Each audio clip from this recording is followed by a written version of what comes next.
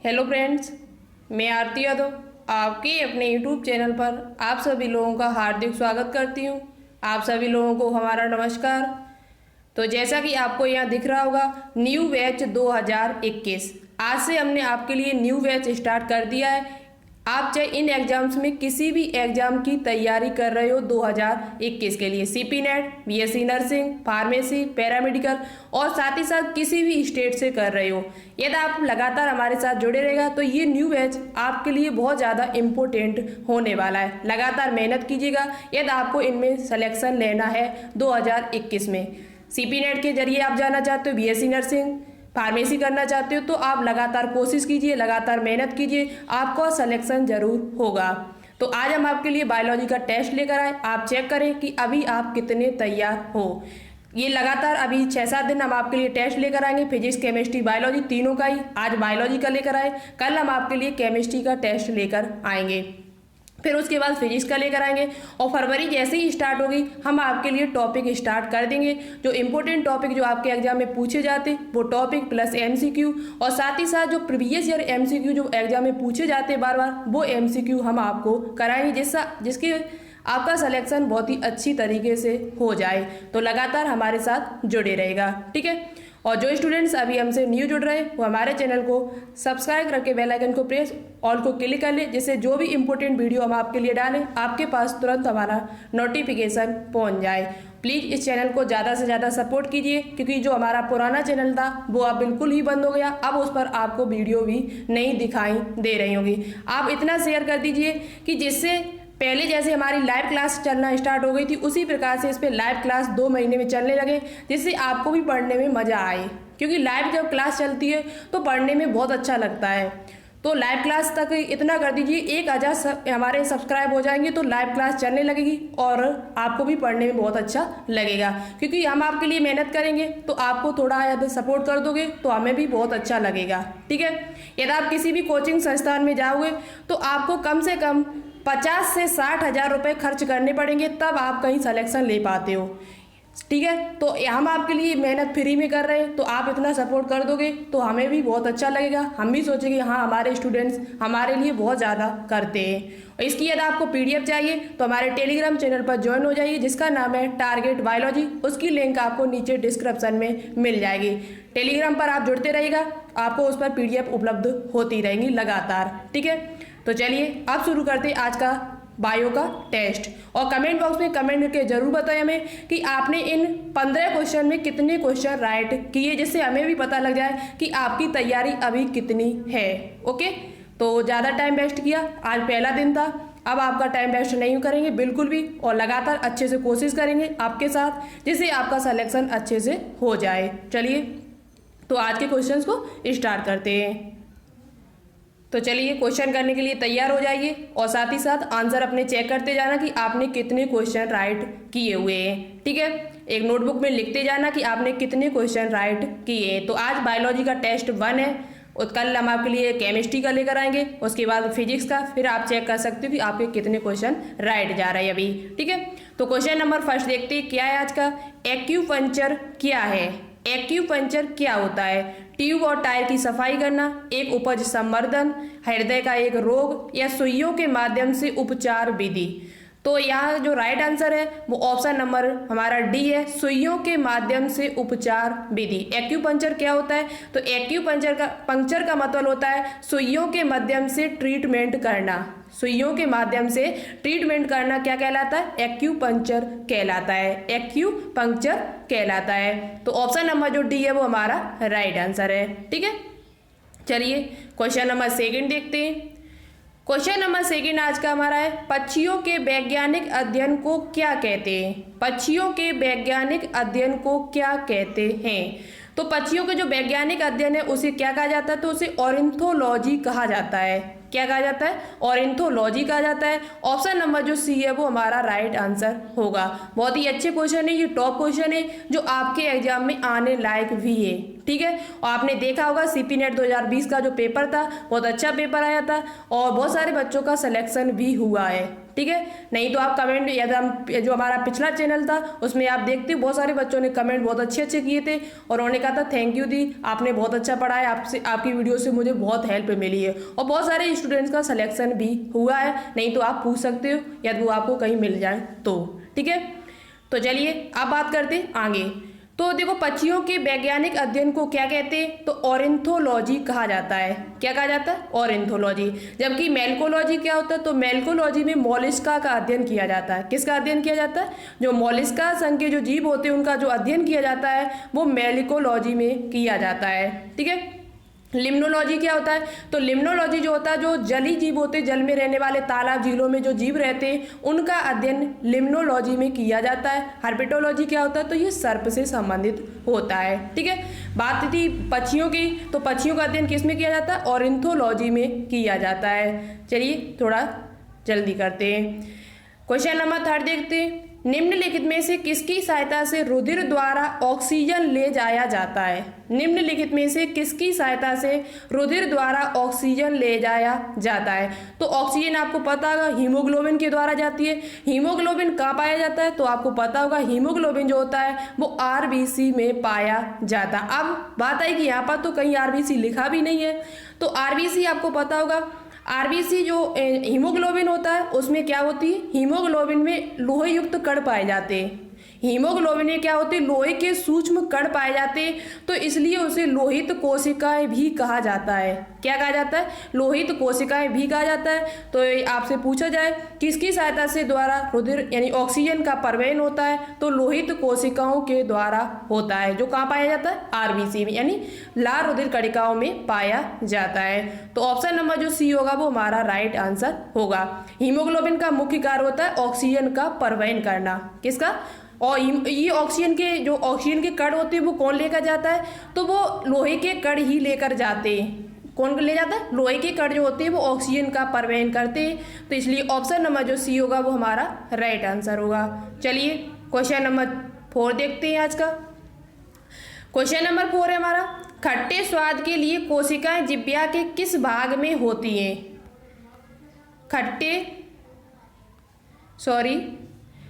खट्टे स्वाद के लिए कोशिकाएं जिह्वा के किस, यानी जीभ का कौन सा भाग है जो खट्टे का स्वाद कराता है? क्योंकि जीभ में स्वाद कलिकाएं पाई जाती है, आपको पता होगा।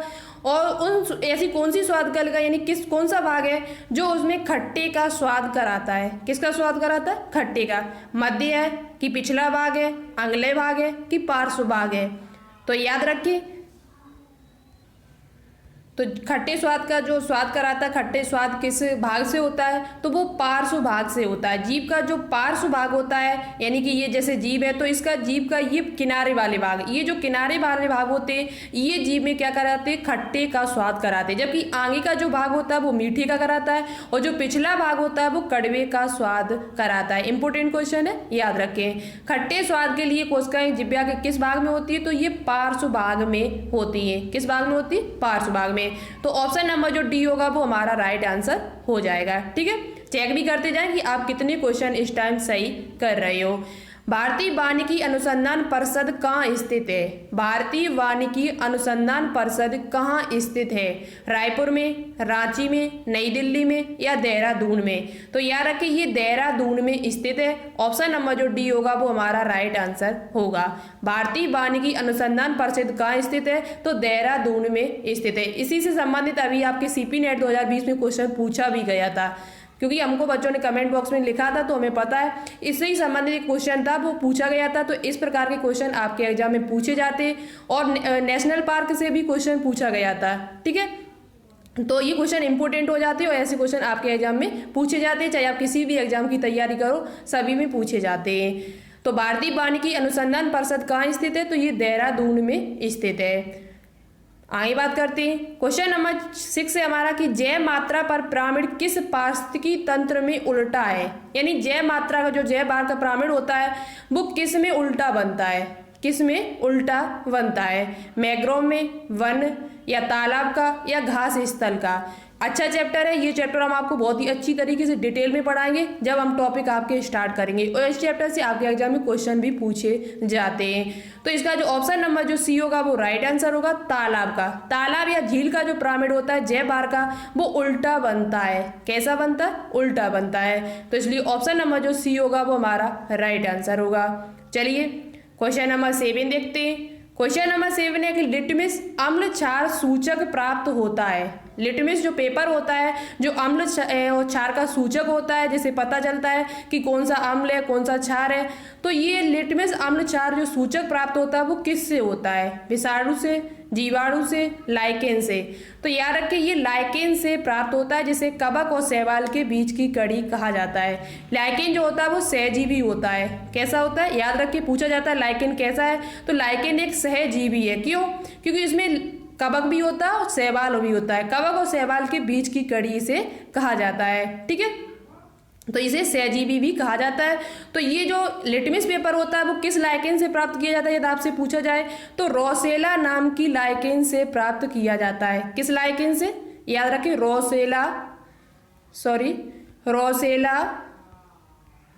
रोसेला नाम की लाइकेन से प्राप्त किया जाता है। कौन सा? लिटमस पेपर, जो अम्ल और क्षार का सूचक होता है, जिससे हम अम्ल और क्षार का पता करते हैं, वो किससे प्राप्त किया जाता है? तो रोसेला नाम का जो एक लाइकेन होता है उससे लिटमस पेपर प्राप्त किए जाते हैं। तो ऑप्शन नंबर जो सी होगा वो हमारा राइट आंसर हो जाएगा। ठीक है, अच्छा क्वेश्चन है, याद रखें। नेक्स्ट क्वेश्चन देखते हैं। क्वेश्चन नंबर 8 है हमारा, डमलाकार द्वार कोशिकाएं किसमें होती हैं? डमलाकार जो द्वार कोशिकाएं होती है वो किसमें पाई जाती हैं? तो जितने भी एक बीजपत्री होते हैं उन सभी में डमलाकार द्वार कोशिकाएं पाई जाती। किस प्रकार की? डमलाकार द्वार कोशिकाएं पाई जाती हैं। तो ऑप्शन नंबर जो डी होगा वो हमारा राइट होगा, क्योंकि गेहूं जो होता है वो एक बीजपत्री पादप होता है। आम 2 बीजपत्री है, मूंगफली 2 बीजपत्री है, चना जो यहाँ पर लिखा वो चना होना चाहिए था, गलत लिखा है। चना जो होता है वो भी 2 बीजपत्री होता है, जबकि गेहूं जो होते हैं जितने भी एक बीजपत्री होते वो सभी में डमलाकार द्वार कोशिकाएं पाई जाती है। तो गेहूं कैसा है? एक बीजपत्री है। कैसा है? एक बीजपत्री। तो ऑप्शन नंबर जो डी होगा वो हमारा राइट आंसर हो जाएगा। डमलाकार द्वार कोशिकाएं किस में पाई जाती है? एक बीजपत्री पादपों में पाई जाती है, जिसमें से हमारा गेहूं है, चावल है, बहुत सारे याद आपको होंगे। ठीक है, तो ऑप्शन नंबर कौन सा होगा? डी होगा। चलिए क्वेश्चन नंबर 9 देखते हैं। क्वेश्चन नंबर 9 है आज का, इंसुलिन में निम्नलिखित में से कौन सी धातु मौजूद होती है? बहुत ही इंपॉर्टेंट क्वेश्चन है आपके एग्जाम्स के लिए, याद रखिए इस क्वेश्चन को। इंसुलिन में निम्नलिखित में से कौन सी धातु मौजूद होती है? जस्ता, टिन, तांबा या ये सभी? तो देखो इंसुलिन जो होता है वो अग्नाशय की बीटा कोशिकाओं से स्रावित होता है, ये आपको पता होगा पहले से ही। इंसुलिन जो होता है वो अग्नाशय में पाई जाने वाली बीटा कोशिकाओं से स्रावित होता है हमारे शरीर में। तो इसे जो इंसुलिन होता है इसमें जस्ता पाया जाता है। क्या पाया जाता है? जस्ता। तो ऑप्शन नंबर जो ए होगा वो राइट आंसर होगा। जस्ता मतलब जिंक भी कह सकते हो आप। क्या कह सकते हो? जिंक। तो कौन सा ऑप्शन ठीक है? ऑप्शन नंबर जो ए होगा वो राइट आंसर होगा। इंसुलिन की कमी से कौन सा रोग होता है? आप कमेंट बॉक्स में कमेंट करके हमको बताओगे। इंसुलिन की कमी से कौन सा रोग होता है? डायबिटीज मेलाइटिस या डायबिटीज इंसिपिडस, इन दोनों में से एक होता है। अब आप बताओगे कि कौन सा रोग होता है। ठीक है, आप मधुमेह नहीं बताना, इन दोनों में से बताना कि डायबिटीज इंसिपिडस है कि डायबिटीज मेलाइटिस है। इन दोनों में से आप बताओगे कि इंसुलिन की कमी से कौन सा रोग होता है। तो इसमें इंसुलिन में क्या पाया जाता है? तो इंसुलिन में जस्ता पाया जाता है। ठीक है, आगे बात करते हैं। पत्तों के लाल, नारंगी, पीला रंग के कारण होते हैं। पत्तों का जो लाल, नारंगी और पीला रंग के कारण क्या होता है? किसके कारण होते हैं? टैनिन के कारण, कैरोटीनॉइड के कारण, लिग्निन के कारण या एल्डिहाइड के कारण? तो याद रखिए पत्तों का जो लाल रंग होना, नारंगी होना, पीला रंग होना, ये सब कैरोटीनॉइड के कारण होता है। कैरोटीनॉइड वर्धक के कारण ये सब होता है। तो ऑप्शन नंबर जो बी होगा वो हमारा राइट आंसर होगा। कैरोटीनॉइड किस किस में पाया जाता है? तो ये क्रोमोप्लास्ट में भी होता है, ल्यूकोप्लास्ट में भी होता है, और ये हमारा जो हर्तलबक होता है उसमें भी पाया जाता है। क्रोमोप्लास्ट, ल्यूकोप्लास्ट ये सभी वर्धक के प्रकार होते हैं। लबक जो होता है उसके प्रकार होते हैं। तो कैरोटीनॉइड एक प्रकार का वर्धक होता है जो हमारा पाया जाता है किसमें? लाल पत्ती में, जो पत्ती होती है लाल कलर होना, पत्ती का नारंगी होना, पीला होना, ये सब किसके कारण होता है? कैरोटीनॉइड के कारण होता है।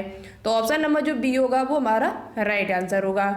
चलिए क्वेश्चन नंबर 11 देखते हैं। वायु प्रदूषण के फलस्वरूप लोगों को फुफ्फुस कैंसर यानी फेफड़ों को कैंसर से अधिक मरने वाला रोग कौन सा है? वायु प्रदूषण के फलस्वरूप लोगों को फुफ्फुस कैंसर से भी अधिक मारने वाला रोग कौन सा है? फुफ्फुस कैंसर से भी अधिक ऐसा कौन सा रोग है वो मारता है? दीर्घकालीन श्वसनी शोथ, दमा, हृदयघात या वात स्फीति। तो देखो इसका जो ऑप्शन नंबर जो सी है वो राइट आंसर है, वात स्फीति। वात स्फीति को एम्फाइसेमा भी कहा जाता है। क्या कहा जाता है? एम्फाइसेमा। हिंदी में पूछा जाए तो वात स्फीति कहा जाता है, और इंग्लिश में यदि पूछा जाए आपसे तो एम्फाइसेमा कहा जाता है। क्या कहा जाता है? एम्फाइसेमा। इंग्लिश याद रख के इसकी पूछा जा सकता है कि एम्फाइसेमा क्या होता है। तो एम्फाइसेमा एक प्रकार का रोग होता है जो श्वसन से संबंधित है।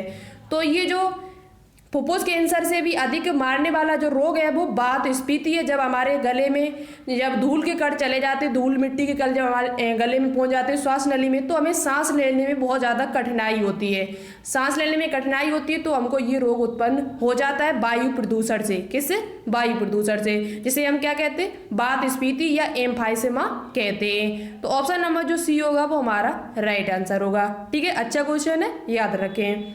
चलिए क्वेश्चन नंबर नेक्स्ट देखते हैं। क्वेश्चन नंबर 12 हमारा कि निम्न में से किस कोशिका द्रव्य कोशिकाओं को यूकैरियोटिक कोशिकाओं के भीतर प्रोकैरियोटिक कोशिकाएं माना जाता है? ऐसा कौन सा कोशिकांग है जिसे यूकैरियोटिक कोशिकाओं के भीतर भी प्रोकैरियोटिक कोशिका माना जाता है? ग्लाइकोऑक्सीसोम को, लाइसोसोम को, सूत्रकणिका या माइटोकॉन्ड्रिया को, या गोल्गी काय को? तो आपको पता होगा ये बहुत ही अच्छा क्वेश्चन, इंपॉर्टेंट क्वेश्चन है आपके एग्जाम्स के लिए। इसका जो राइट आंसर होगा वो ऑप्शन नंबर सी होगा, सूत्रकणिका या माइटोकॉन्ड्रिया। क्यों कहा जाता है? देखो तो सूत्र केंद्रक के अलावा आपको पता होगा माइटोकॉन्ड्रिया और हर्तलवक ऐसे कोशिकांग हैं जिनमें डीएनए स्वयं बनता है, यानी इन्हें अर्ध स्वायत्त कोशिकांग भी कहा जाता है, क्योंकि इनमें डीएनए बनाने की क्रिया यानी डीएनए की क्षमता होती है, ये अपना डीएनए खुद बना लेते हैं। यदि पूछा जाए कि केंद्रक के अलावा किसमें डीएनए और पाया जाता है, तो माइटोकॉन्ड्रिया और हर्तलवक में स्वयं का डीएनए पाया जाता है, और इनमें जो डीएनए होता है वो स्वयं का होता है। और इनमें जो राइबोसोम की बात की जाए तो इनमें 70S का राइबोसोम पाया जाता है, 70S प्रकार का राइबोसोम पाया जाता है। और जितने भी प्रोकैरियोटिक कोशिकाएं होती हैं उन सभी में 70S का ही राइबोसोम होता है, इसलिए इसे माइटोकॉन्ड्रिया को प्रोकैरियोटिक कोशिका माना जाता है। कई क्वेश्चन यहाँ से पर याद रखें। पहली बात तो माइटोकॉन्ड्रिया में खुद का डीएनए होता है, पहला पॉइंट। दूसरा पॉइंट याद रखना, माइटोकॉन्ड्रिया में 70S प्रकार का राइबोसोम पाया जाता है। किस S प्रकार का? 70S प्रकार का राइबोसोम पाया जाता है, और 70S का जो राइबोसोम होता है वो प्रोकैरियोटिक कोशिका में होता है, तो इसलिए इसे प्रोकैरियोटिक कोशिका माना जाता है। ठीक है, किसके भीतर? यूकैरियोटिक कोशिका के भीतर।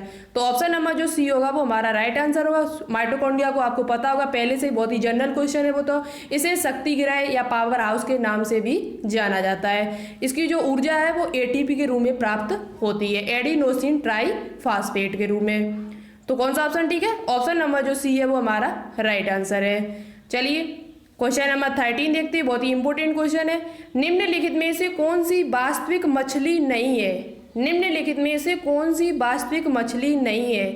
शार्क, हील, स्टारफिश या सी हॉर्स, जिसे हम समुद्री घोड़ा या अश्वमीन भी कहते हैं। सी हॉर्स को समुद्री घोड़ा भी कहा जाता है। तो अब पूछा क्या गया कि निम्नलिखित में से कौन सी वास्तविक मछली नहीं है?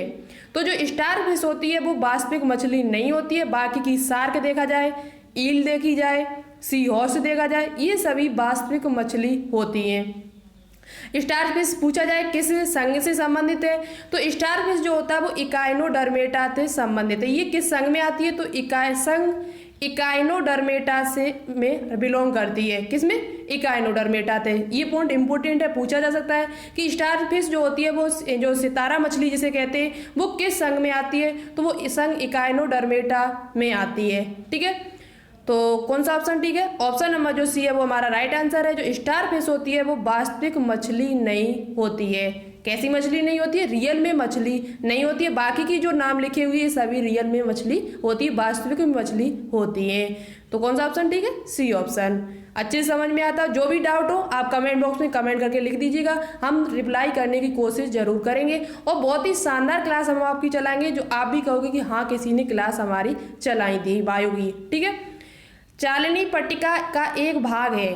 चालनी पट्टिका एक भाग है। ऐसा ही क्वेश्चन आपके सीपी नेट में पूछा जा चुका है। सीपी नेट 2017 या 18 में ये क्वेश्चन आपका पूछा गया था, 18 में पूछा गया था।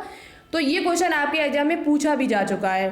क्वेश्चन क्या है, चालनी पट्टिका एक भाग है कॉर्टेक्स का, फ्लोएम का, जाइलम का या कैबियम का। तो याद रखिए जो चालनी पट्टिका होती है वो फ्लोएम का एक भाग होती है। किसका भाग होती है? फ्लोएम का एक भाग होती है। ऑप्शन नंबर जो बी होगा वो राइट आंसर होगा। किसका भाग होता है? ये फ्लोएम का भाग होता है। तो कौन सा ऑप्शन ठीक है? B option. चलिए क्वेश्चन नंबर नेक्स्ट देखते हैं। क्वेश्चन नंबर आज का मेरा 15 क्वेश्चन है। ट्यूब के भीतर ट्यूब प्रकार का शारीरिक प्लान पाया जाता है। ट्यूब के भीतर ट्यूब प्रकार का शारीरिक प्लान पाया जाता है। साइकोन में, समुद्री एनीमोन में, अमीबा में या जौक में। तो याद रखिए जितने भी एनीलिडा के संघ के जो जीव होते हैं उन सभी में ट्यूब के भीतर ट्यूब पाया जाता है। उनका जो शारीरिक प्लान होता है, शारीरिक जो संरचना होती है, उनके ट्यूब के भीतर, नली के भीतर नली पाई जाती है। ये इनका एक विशेष प्रकार का लक्षण है। याद रखिए पूछा भी जाता है कि एनीलिडा का विशेष प्रकार का लक्षण क्या हो सकता है। तो ट्यूब के भीतर इनके ट्यूब होता है, शारीरिक प्लान इस प्रकार से होता है। और ये किस में होता है? जोंक में होता है, क्योंकि जोंक जो होती है वो एनीलिडा संघ का जीव होता है। किस संघ का जीव होता है? एनीलिडा का। जबकि अमीबा है वो किस में आता है? प्रोटोजोआ में। साइकोन जो होता है वो पॉरीफेरा में आता है। तो ऑप्शन नंबर जो डी है वो हमारा राइट आंसर हो जाएगा। कौन सा ऑप्शन ठीक है? D option. तो ट्यूब के भीतर ट्यूब प्रकार का जो शारीरिक प्लान है वो किस में पाया जाता है? संघ एनीलिडा के संघ के जीवों में पाया जाता है, जिसमें से हमारी जोंक आती है। क्या आती है? जोंक। चलिए क्वेश्चन नंबर जो 16 है, इसका आंसर आपको हमारे कमेंट बॉक्स में देना होगा। देखते हैं सबसे अच्छा, सबसे राइट आंसर कौन देता है। सूची 1 को सूची सेकंड से सुमेलित कीजिए। सूची 1 में आपको विटामिन दी हुई है, सूची सेकंड में आपको मिलाना है, उनका रासायनिक नाम दिया हुआ है और आपको बताना होगा कौन सा कूट इसमें सही होगा। आपको 4 कूट यहाँ पर दिए हुए, आप स्क्रीनशॉट ले लेना और अच्छे से आंसर देना हमको कि कौन सा आंसर इसका राइट होगा। ठीक है, तो आज के हमारे 16 क्वेश्चन थे, पहली क्लास थी, लेकिन हम आगे से प्लान करेंगे आपके लिए बहुत ही अच्छा करने की, क्योंकि जितना ज़्यादा आप अच्छा करोगे उतना ही ज़्यादा बेहतर होगा। हम करेंगे अच्छा तो आपको भी अच्छा करना ही होगा, तभी आपका सिलेक्शन 2021 में होगा। यदि आप सिलेक्शन लेना ही चाहते हो, आपकी इच्छा है पूरी, तो लगातार कोशिश करते रहो। और यदि आप लगातार कोशिश करते रहोगे तो सफलता आपको किसी ने नहीं रोक पाई, आपके हाथों में ही होगी। लगातार कोशिश कीजिएगा, अच्छे से मेहनत कीजिएगा लगातार। अभी देखो, अभी ज़्यादा नहीं, आप 7-8 घंटे नहीं पढ़ो तो लगभग 5-6 घंटे तो अभी आपको कंटिन्यू पढ़ना होगा, क्योंकि तैयारी 1-2 महीने में नहीं होती है। यदि आप लगातार अभी भी 5-6 घंटे पढ़ते रहोगे, जब तक आपका एग्जाम आएगा अक्टूबर में, तब तक आपका सिलेक्शन होने में कोई नहीं रोक सकता है। क्योंकि जिस स्टूडेंट ने जितनी ज़्यादा मेहनत की होगी उसका सिलेक्शन उतना ही अच्छी, जल्दी और बहुत ही अच्छी सीट मिलेगी आपको। ठीक है, तो आप BSc nursing, pharma, B pharma, ऐसी सीटें जीएनएम की लेना चाहते हो तो अभी से तैयारी करना स्टार्ट कर दीजिएगा। ठीक है, तो इस वीडियो को ज़्यादा से ज़्यादा शेयर करना, जिससे और भी स्टूडेंट्स जुड़ सके, तो हमारा भी मन लगेगा। हम आपके लिए अच्छे से अच्छे टॉपिक लेकर आएंगे और अच्छे से मेहनत करेंगे आपके साथ, जिससे आपका सिलेक्शन अच्छे से हो जाए। तो चलिए आज के लिए इतना ही। Thank you, all the best.